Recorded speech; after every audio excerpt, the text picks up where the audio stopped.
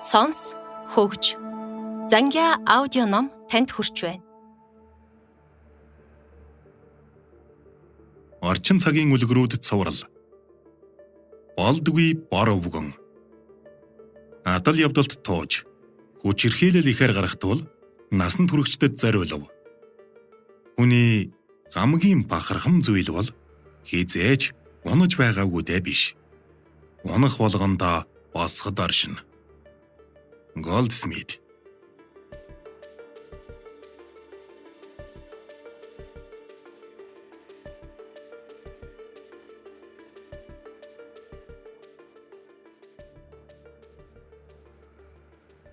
Эхлэл. Монгол улсад жилд дунджаар 17 мянган хүн амиа алдаж байгаа нь дэлхийн дунджаас 4 дахин өндөр байгаа бөгөөд үүний ихэнх хувийг гэмтэргийн улмаас амь насаа алдсан хүмүүс эзэлж байгаа юм. Ер нь сүүлийн үед гэмтхэрэг гаралтын тоо тогтмол өсч өнгөрсөн онд улсын хэмжээнд нийт 27 мянга гаруй гэмтхэрэг бүртгэгджээ. Нийгмийн аюулгүй байдлын эсрэг гэмт хэрэг ихсэн нь гэмт хэргийн эрсдлийн индексийг нэмэгдүүлэхэд голлон нөлөөлсөн байна. Нийгмийн аюулгүй байдлын эсрэг гэмт хэрэг гэдэг нь террорист ажиллагаа явуулах, зохион байгуулалттай гэмт бүлэглэл байгуулах, түүнд элсэх зэрэг олон нийтийн аюулгүй байдал, ашиг сонирхлын эсрэг гэмт хэргийг хэлнэ. Жилүүдэд боловсролын салбар хамгийн их эрсдэлтэй нүүр тулсан гэдгийг салбарынхаа хэлж байна. Сүүлийн 2 жилд цахимаар хичээлснээс болж сурагчдын мэдээ анхааралтай сонсож байсан бармен залуу ханан дөлгөөтэй зурагтныхаа удирдлагыг авснаа. Техникийн өндөр сандал дээр суугаад ширээн дээрх хундахтай вискигээ ширтэх 60 гаруй насны бор царайтай хөгшнөөс уучлаарай хаа. Дууг нь жаахан чангалвал танд саад болохгүй биз? гэж ээлдэг асуухад туханд нь 3 гүн үрчлээ суусан хөгшин эр бодлынхоо манан цатаарад дуугарсангүй. Магадгүй сонсоочгүй байх. Тохой нэлэгдсэн хар өнгийн костюм, цагаан цамц өмссөн энэ хөгшин эр бямб ням гаригаас бусад өдөр 15 цаг 30 минутанд уушийн газар орж ирээд техникийн өмнөх ширээнд тухлан нэг хундаг виски захиалдаг юм. Илүүчгүй дутуучгүй яг 50 грамм. Хинтээч юу ч ярилгүй. Дэлхий дээр үлдсэн сүүлчийн балга усыг ууж байгаа юм шиг гүн бодолд автан хундахтай вискигээ шимж дуусаад 16 цаг 30 минутанд уушийн газраас гарна. Энэ нь бүр хэвшил болжээ. Өдөрт нэг цагийг уушийн газрын тавилга мэт өнгөрөх энэ хөгшин эрийг болдог гин. Залуу насаа задгай мөнгө шиг гамгүй урж явсны улмор нүүрэнд нь сорив, үсэнд нь сор болон үлджээ. Хойр хавтаа нэр хүн цайтай, оройдоо хүн пэг дүүрдэг энэ уушийн газарт өдөр нь бараг үйлчлүүлэгчгүй байдаг бөгөөд одоо ч бас ширээн дээр хідэн шил шар ариг өрсөн 3 залуу дөнгөж танилцаж байгаа бах гэмээр хосоос өөр үйлчлүүлэгч алга. Ширээн дүүрэн байвал илүү сүртэй харагдана гэж боддог ядруухан сэтгүүтэй 3 залуу ноос ноолуур махны үн ханш ярьж сууснаа удалгүй дуун чангарч хаанаас хүүхэн олж болох тухай маргаанд шилжив. Хятадуудыг дагаж хөдөөгөөр яван ноос ноолуур арьс шир махмал цоглуулдаг хөлснийхэн гэдэг нь байж байгаа байдал ярьж байгаа ярианаас нь хэлхэн. Сул олсон мөнгөө цул алт олсон дайтай сагсуурах тэдгээр залуусын чанга дуу. Зэрлэг инээдийг тэр шаасан бармен болд руу тонгон тэд танд төвөг болж байна уу? гэж санаа зовон асуухад яах вэ? Залуу хүмүүс өгжилдэж байгаа биз? Наранд наригахгүй бол өөр хаан наригах вэ? гэд тоосонгүй. Бусдаас илүү чанга дуутай, малгар шар царайтай залуу наад новшийн зурагтаа унтраагач гэж чарлаа хоолоогоор ориллоо. Бармен ямар нэг зүйл авахаар арийнхаа ороонд ороод эзэгвэ.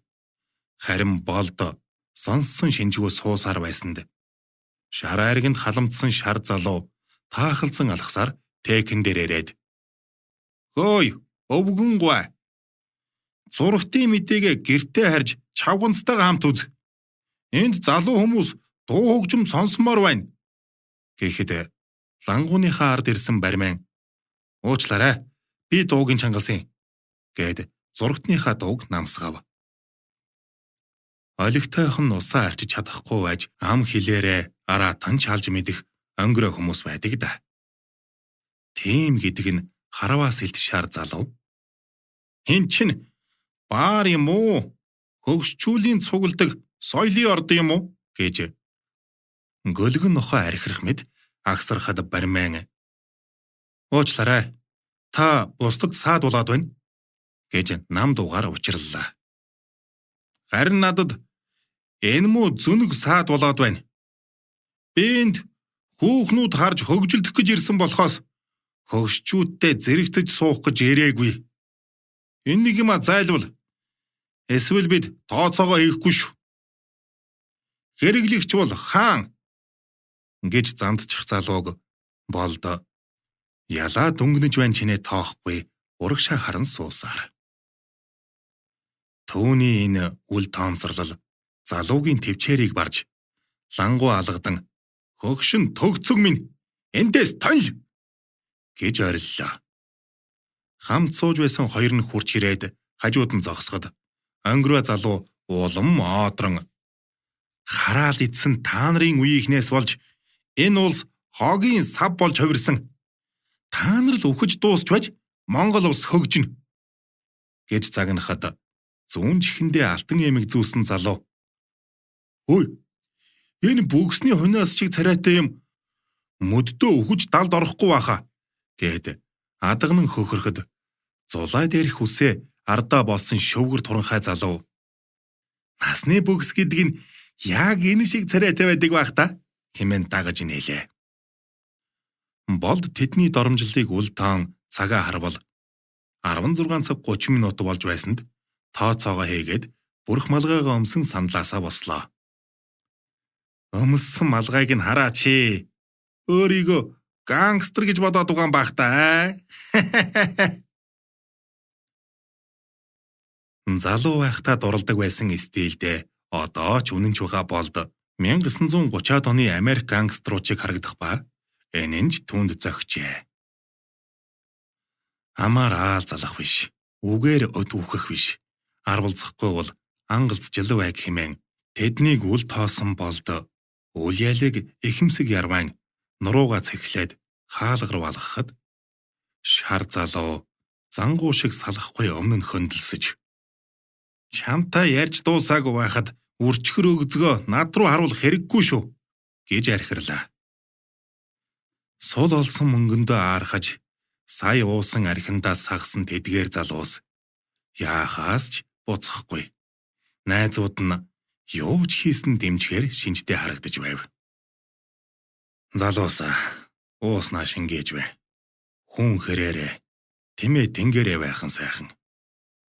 Би та нарын өвөө байхаар хүн. Гар хөлчин захтнаад байвал үеийнхээ залуустай ноцолд гэж аргадангуй хэлэх үед бойном хамтлагийн дуу цангинаж гар утсан дугарлаа. Хэтэрхий чанга дуунаас нь санаан зовсон болд сандарсандаа чанга ирэгчдээр нь тавьчихлаа. Цаанаас нь цангинсан хоолойтой охин аха манай хичээл тарчихлаа гэхэд нь за одоо хоочлоо гэд уцаа салгалаа. Эмэгтэй залуу ялгадас үнэртсэн юм шиг нүрээ байдгаар нь үрчилгэж хүй энэ муу төгцөгч нь насанд хүрээгүй охин чихтээд убаан болчихсон овоо муу хөгшин юм гэж шар сэмжилсэн сармагчингийн төмсгийг тастаад нохойд өгчихийл дөө гэхэд болдын хүлцэнгүү номой төрөх ховсхийн өөрчлөгдөж хөмхий зүүн нудрага зангидаад үүнээс цааш төвчихгүй хэмээн өөртөө зориулах мэд намуухан хэрнээ тодхон хэллээ. Шар царайтай залуу эрэгтнээ амандаа чихчихсэн юм шиг юундаа бутнаа дугаа юм гэд цөөвөр чан шиг хөхөрөхөд өөдөөс нь шөвг шиг хурц харцаар ширдэж эрийн шинжгүй гомонууд минь гай бололгүй далд орж үз. цорж өтлөвч байланда чон өтлөвч хургандаа шүү. Гэж хээр баргийн хүн айхаар сануулав. Гэтэл тэнийг залуус айсангүй. Сүрдүүлгийг оошоосонгүй.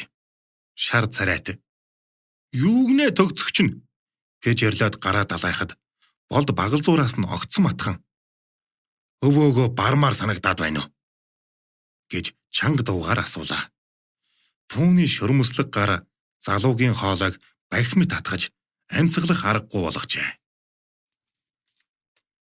Нүүр нь менчит лулайсан залуу сул гараас авчин нөхдөөсөө тусламж гуйхад урт үстэй залуу найз юм тавиач гэж чарлаад дайрав.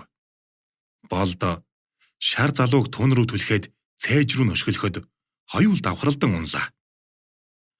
Хогшин хүнээс гарахааргүй хурдаар энэ бүгдийг хийсэн тул эмэгтэй залуу амаа ангаагаад амаа ангаан хөшөөд ямар новшин болоод байна гэж дуу алдахад шалан дээр хөвтөж байсан шар залуу юугаа хараа зогсоод байгаа юм бэ? Наадхаа халаач гэж хашгирлаа. Эмэгтэй залуу өшгөлөхөр хөлөө өргөхөд боол дамжиж шилбрүү нөшөглөөд тонгойхот нь нэг гараараа заамдаж нөгөө гараараа шанаар он дэлслээ. Залуугийн толгой далжис хийхэд дахин 2 удаа хам хүчээрээ зохиж ухаан алдууллаа. Урт үст угсхийн босч муухай орилон дайрахад болд эрүүн дороос нь өлгөн зохиос хилээ тас хадсан залуу арагшаа саван унаад амнаасаа цус хадруулан яолж эхэллээ. Хилээ тас хадсан залуу арагшаа саван унаад амнаасаа цус хадруулан яолж эвхрэлдэв. Хүүхэн шиг орилж чарлаад байхаар ингэдэг юм. Найзууд нь хэрхэн нүдүүлэхийг харж зүрхэн үхсэн шар царайд дайрч зүрхлэхгүй, зугтж чадахгүй алцханж байснаа халааснаас эвхдэг худаг гаргаад битгий ойртох юм бол алан шүү гэж хонглуулж буй ямаа шиг чарлав. Болд мушилзан чимүү их сайн даал чихний хэнгэрэг хагална үз. Чам шиг чацаг ун алж чадах уу? Наад мөлжүүрийн хутгнаас чинь хэн айдгийг гэж тавлаад шуудхан алхасаар ингрээс нь заамдан хүүхдээ хашрааж байгаа ээж шиг халцрын тас хийтэл алгадав. Алганы ормоор улаа бутарч хамраас нь цус урсахад шар царайт хутгаа хаян хахаа бая хахаа уучлаарай гэж уйлгнав. Болд дахин алгадаж энэ улс юу болж хувирсан нь надад ямар ч хамаагүй. Би тэр үед чинь энэ улсад байгаачгүй гэвэл тэгээд та хаана байсан бэ гэж дорой дугаар асуулаа. Шоронд. Та нар шиг нусгай банд нарын ганц ч хон чадахгүй тэр тамд хамаг залуу насаа өнгөрөөс юм. Тийм болохоор энэ хогийн тантан шиг болсон нийгмийн төлөө намайг битгий буруудаг. Болд шар царайтыг дахин алгадах гэснээ байдгаараа үрчийсэн өрөвдөлтөй царайг нь хараад дургутан цааш түлхээд эр хүн юм бол эр хүн шиг бай. Битгий эмс хүүхнүүд чиг чарлаад бай гэж хэллээ. Тэгээд шалан дээр хэвдэх хутгийг авч халаасандаа хийгээд жаахан хүүхэд худаг хаажаар тоглох гэмтэй гэж хэлэхэд лангууны цаана нуугдсан байсан бармайн өнгөж цагдаа дутах уу гэж асуулаа. Би тэдэнтэй орооцолмооргүй байна. Харин та нар гээд газар хэвтэх залуус руу харвал яаран толгоогоос ихсэрцгээлээ. Байнам хамтлагийн дуу дахин цангинахад болд нөгөө залууст бас нэмж хэлэхэд энэ бол хамаатны маань охин. Би сургуулаас нь авдгийг гэж хэлээд утсаа аван за одоохоо би очиж байна гэвэл өөдөөс нь ахаа туслаарай намайг авраарай гэж орилсноо утсан тасрав. Байна уу? Гэнтийн дуудлаганд баламгдсан болд Уушийн газраас сандран гараад машин руугаа гүйх зураа утасныхаа байршил тогтоогчийг асаалаа. Охины утастай өөр ихийгөө холбосон болохоор хаана байгааг нь мэдэх боломжтой. Зогсоол дээрх боронгийн субаруудаа суугаад арын дугуйнаасаа цэнхэр утаа манартал хаазлан сургуулийн зүг давхилаа. Хоёрч гэрлэн дохиог зөрчиж нэг машиныг шүргсэн ч хурдаа огт хонж сааруулалгүй давхисаар нэгэн хэвийн хийц загвартай үргэлжилсэн урт гаражуудын голд ирэн тоос манартал тоормслон зогсов. Байршил тогтоогч дээр охины байгаа газрыг энд гэж зааж байна. Болд машинаасаа бууж гаражуудын завсар зайгаар шагаан "Ундан цагаанаа" гэж орилон хайжгүйлээ. Тэр зураа охины утас руу залгасаар л. Гэтэл холгүйхэн утасны хонхныхын дуу сонсогдов. Дуу гарсан зүг рүү гүйж хөрвөл охины ягаан өнгөтэй утас газар хэвтэж байлаа. Болдын дотор харанхуйлан "Хундан цагаанаа" гэж хэрдхийн орилоход гаражны ард сүр сар хийх чимээ гарлаа. Хоёр гаражийн голоор хогон дарагдсан нарийнхан зайгаар шурган орвол хэрэг шиг нэвсээсэн хар юм хумгүй зүхтав. Харвал хармалгаатай цамцтай нэг залуу өмдөө татсаар гүйж байна. Гаражийн ард хогон дунд охин нь үхсэн юм шиг гулдайн байхыг харсан Болдын зүрх салгалж өвдөг нь нуглах шахаад "Хундан цагаана" гэж хоолой чижрүүлэн шивнэлээ. Охины өмд өвдгөө хүртэл шовтарч цамцсан дээшээ сөхөгдөжээ.